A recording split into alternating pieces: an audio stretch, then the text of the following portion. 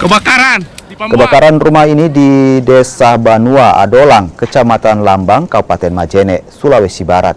Api dengan cepat merambat ke seluruh bagian rumah, lantaran rumah terbuat dari kayu. Dalam sekejap seisi rumah ludes dilalap si jago merah. Kebakaran ini diduga akibat pemilik rumah meninggalkan rumah saat tengah memasak menggunakan kayu bakar. Api kemudian membesar dan menghanguskan seluruh rumah.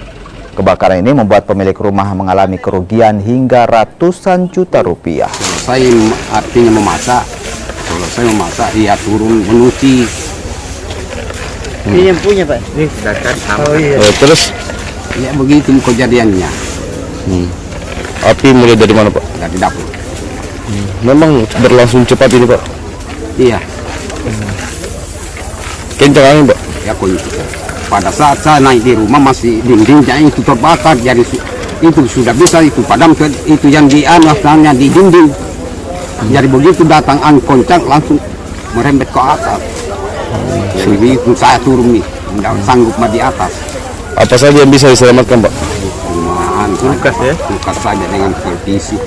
Selebihnya, Pak? Lebihnya ya mungkin ada lebihnya, saya nggak ingat di itu yang lain-lainnya itu Pak.